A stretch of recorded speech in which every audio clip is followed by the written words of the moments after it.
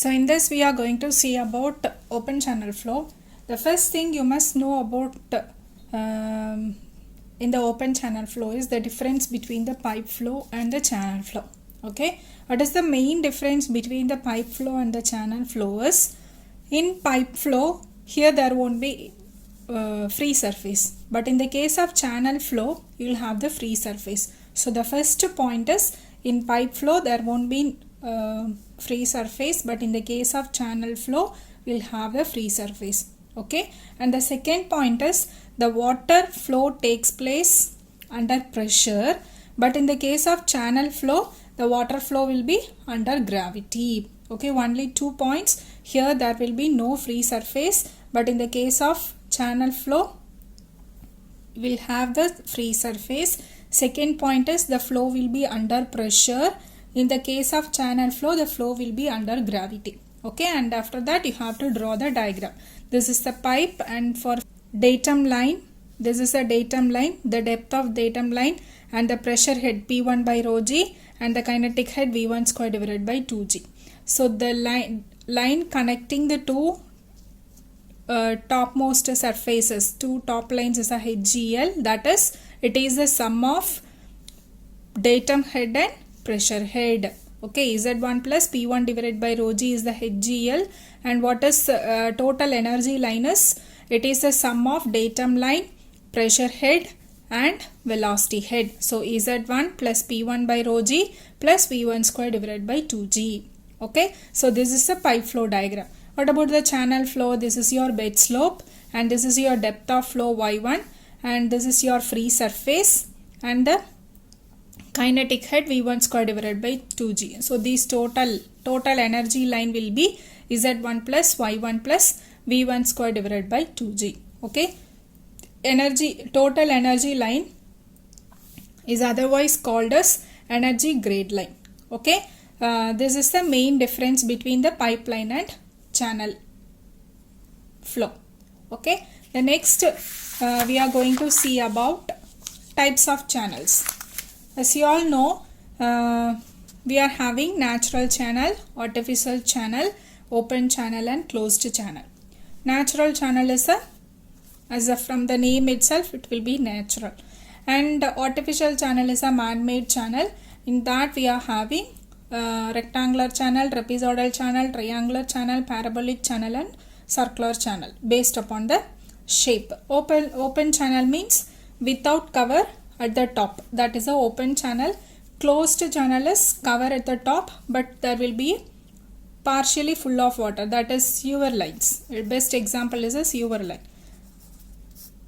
Okay, these are all the types of channel. One is a natural channel, artificial channel, open channel, closed channel. In artificial channel, as this is made by man, so according to the shape we are having 5 different types of channels. Okay, the next topic we are going to see is a types of flow. In that, steady and unsteady flow, uniform and non-uniform flow, and supercritical, critical and subcritical flow. Okay, what is steady flow and unsteady flow? This type of flow is very, very important. Okay, sometimes they might ask this in a theory question. Okay, so in steady flow and unsteady flow, steady means with respect to time. Okay, steady with respect to time, uniform with respect to space or with respect to length.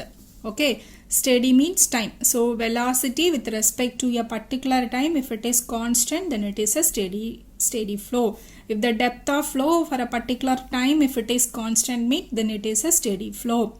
Okay, so dou v by dou t is equal to 0, dou y by dou t is equal to 0, then it is a steady flow. What is unsteady flow? It varies. So dou v by dou t is not equal to 0, dou y by dou t is not equal to 0. Steady means with respect to time. This is very, very, very important. Okay, so what about uniform flow? Uniform is with respect to the length of the channel. That is, the depth of flow with respect to the length of the channel, if it is constant, means then it is a uniform flow. If it is not constant, if it varies, means then it is a non-uniform flow.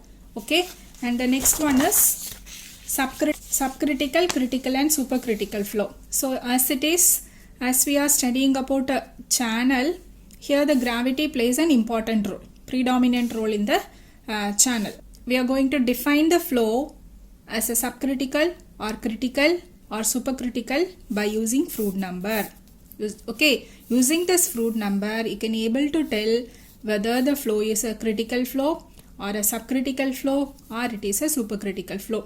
So what is Froude number? Froude number is nothing but inertia force divided by gravity force. Okay. So Froude number Fr is equal to inertia force divided by gravity force V divided by root of GD.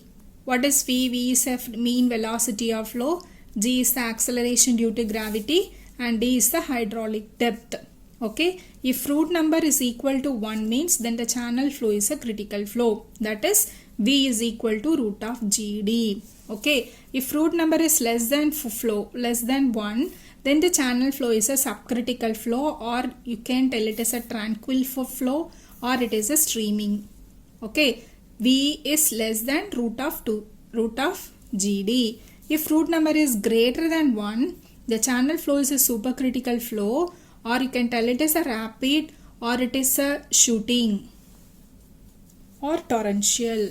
Okay, so we are defining the type of flow in the open channel by using the Froude number, by finding out the Froude number. Okay, if Froude number is equal to 1 means, Fr is equal to 1 means critical flow. Fr is less than 1 means subcritical flow. Fr is greater than 1 means supercritical flow. Greater than 1, super. Less than 1, so sub. Okay, subcritical is less than 1. Supercritical is greater than 1. Equal to 1 means critical flow. Okay.